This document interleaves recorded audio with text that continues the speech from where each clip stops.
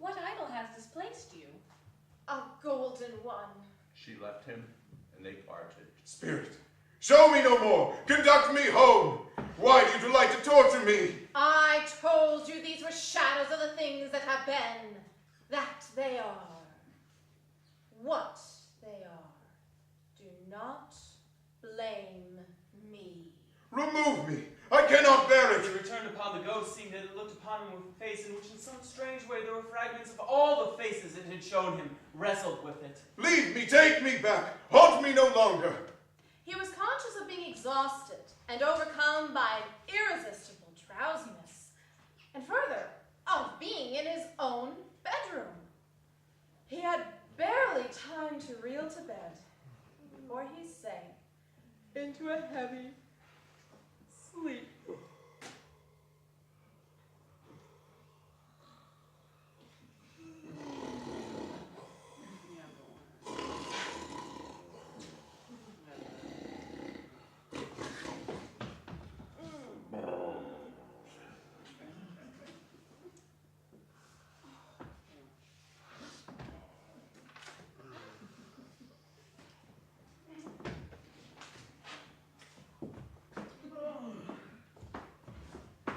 The bell was again upon the stroke of 1, and finding that he turned uncomfortably cold when he began to wonder which of his curtains this new spectre would draw back. He put them all, every one aside, with his own hands, for he wished to challenge the spirit on the moment of its appearance, and did not wish to be taken by surprise. Now, being prepared for almost anything, he was not by any means prepared for nothing. And consequently, when the bell struck 1 and no shape appeared, he was taken with a violent fit of trembling. 5 minutes, 10 minutes, a quarter of an hour went by, yet nothing came. All this time he lay upon his bed, the very core and center of a blaze of ruddy light, which streamed upon it when the clock proclaimed the hour.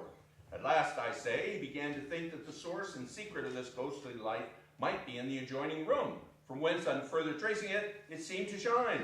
Well, this idea taking full possession of his mind, he got up softly and shuffled in his slippers to the door. The moment Scrooge's hand was on the lock, a strange voice called him by his name and bade him enter. It was his own room, there's no doubt about that. But it had undergone a surprising transformation. The walls and ceiling were so hung with living green that it looked a perfect grove, from every part of which bright gleaming berries glistened. The crisp leaves of holly, mistletoe, and ivy reflected back the light as if so many little mirrors had been scattered there. An easy state upon his couch. There sat a jolly giant, glorious to see, who bore a glowing torch in the shape of not unlike a plenty's horn, and he held it up high up to shed its light on Scrooge as he came on, peeping round the door.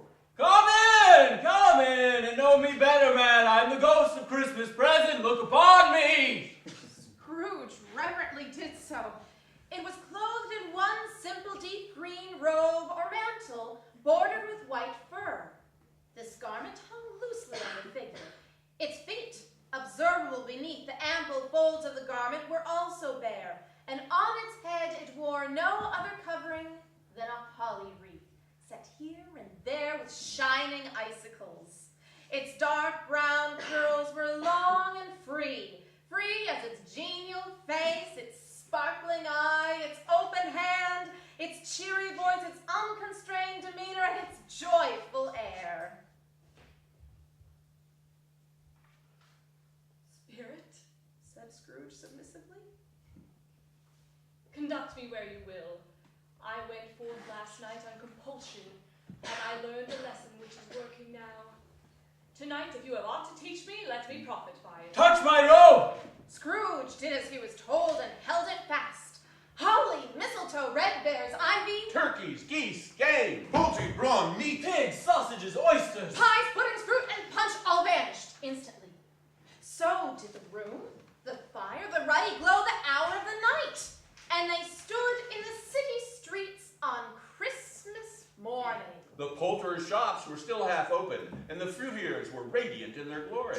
There were great, round, pot-bellied baskets of chestnuts, shaped like the waistcoats of jolly old gentlemen, lolling at the doors and tumbling out in the street in their apoplectic opulence. There were ruddy, brown-faced, broad-girthed Spanish onions, shining in the fatness of their growth like Spanish friars, and winking from their shelves in the wanton slyness at the girls that passed by, and glanced demurely at the hanging-up mistletoe. There were piles of filiberts. Mossy and brown, recalling in their fragrance ancient walks among the woods.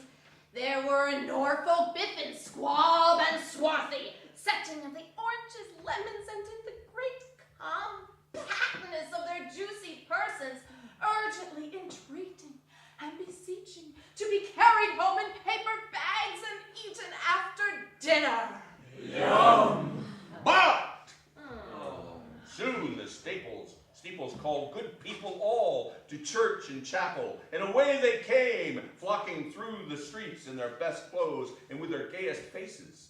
And at the same time there emerged, carrying their dinners to the baker's shops. The sight of these poor revelers appeared to interest the spirit very much, for he stood with Scrooge beside him in the baker's doorway, and taking off the covers as their bearers passed, sprinkled incense on their dinners from his torch. And it was a very uncommon kind of torch, for once or twice when there were angry words between some dinner carriers who had jostled each other, he shed a few drops of water on them from it, and their good humor was restored directly, for they said it was a shame to quarrel upon Christmas Day, and so it was, God love it, so it was. Is there a peculiar flavor in what you sprinkle from your torch? Asked Scrooge. There is my own. Would it apply to any sort of dinner on this day? To any kindly given, but to a poor one most. Why to a poor one most? Because it needs it most. Scrooge and the ghost went on invisible, as they had been before, into the suburbs of the town. And perhaps it was a pleasure the good spirit had in showing off this power of his, or else it was his kind, generous, hearty nature that he led him straight to Scrooge's clerk's. For there he went and took Scrooge with him, holding to his robe. And on the threshold of the door the spirit smiled and stopped to bless Bob Cratchit's dwelling with a sprinkling of his torch. Then up rose Mrs. Cratchit, dressed out but poorly in a twice-turned gown, but brave in ribbons, which are cheap and make a goodly show for sixpence.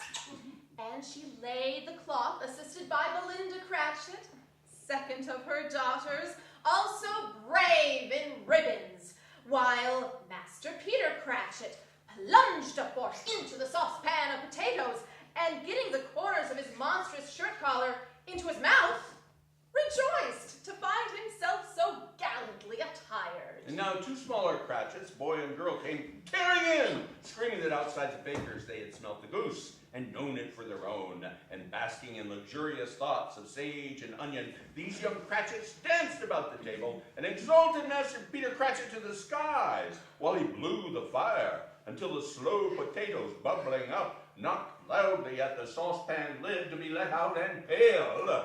What has ever got your precious father, then? Said Mrs. Cratchit. And your brother Tiny Tim. And Martha wasn't as late last Christmas Day by half an hour. Here's Martha, mother. Said a girl, appearing as she spoke. Here's Martha, mother. Cried the two young Cratchits. Hurrah! There's There's such a goose, Martha. Why, bless your heart alive, my dear. How late you are. Said Mrs. Cratchit, kissing her a dozen times, and taking off her shawl and bonnet for her with officious zeal. We'd a deal of work to finish up last night, Replied the girl. and had to clear away this morning, mother. Well, never mind, so long as you're come. Sit you down before the fire, my dear, and have a warm... Lord bless you.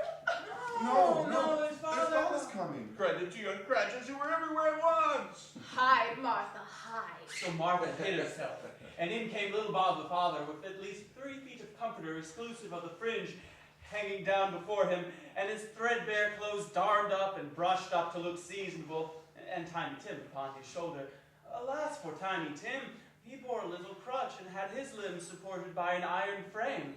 Why, where's our Martha? Cried Bob Cratchit, looking round. Not coming. Said Mrs. Cratchit. Not coming? Not coming upon Christmas Day? Martha didn't like to see him disappointed, and if it were only in joke, so she came out prematurely from behind the closet door, and ran into his arms, while the two young Cratchits hustled Tiny Tim and bore him off into the wash house, so that he might hear the pudding singing in the copper.